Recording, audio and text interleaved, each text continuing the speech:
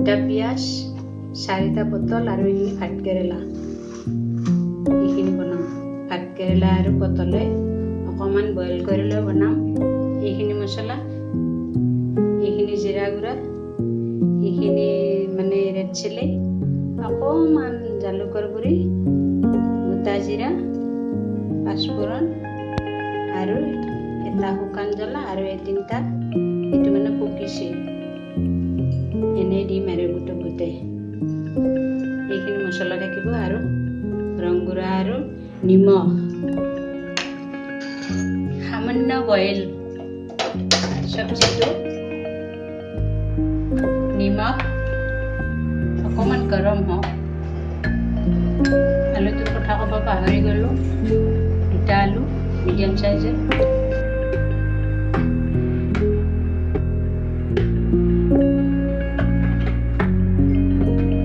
এইখিনি আধা সিজা হোৱালৈ মই পিঁয়াজটো কাটি লওঁ।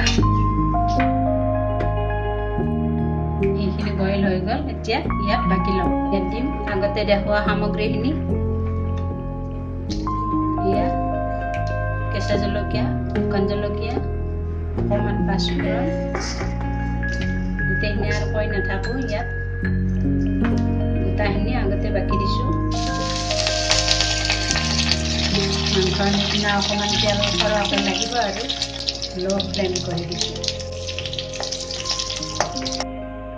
এইটো সৰু চাইজ, ডাঙৰ চাইজ এনেকৈ কাটিছোঁ। এনেকৈ ৰাখিছোঁ সানি পেলাই।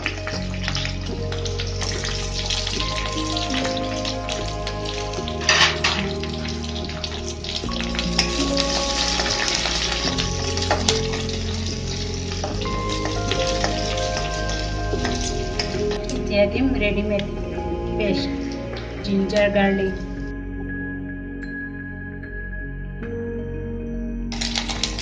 ৰং গুড়া,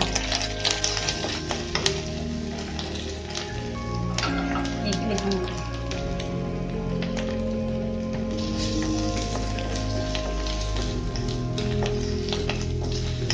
গোটেইখিনি একেলগতে দি দিলে অকণমান স্লাইট নিমখ দিম, কাৰণ পানীত ধোৱা গ'ল নহয়।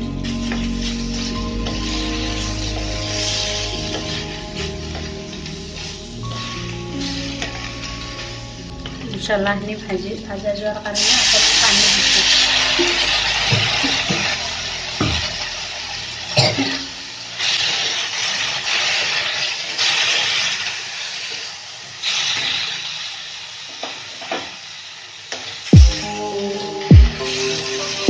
ৰেডি হৈ গ'ল। ৰাখি থ'ব নালাগে, বইল কৰি লৈছোঁ নহয়, সিজিছে।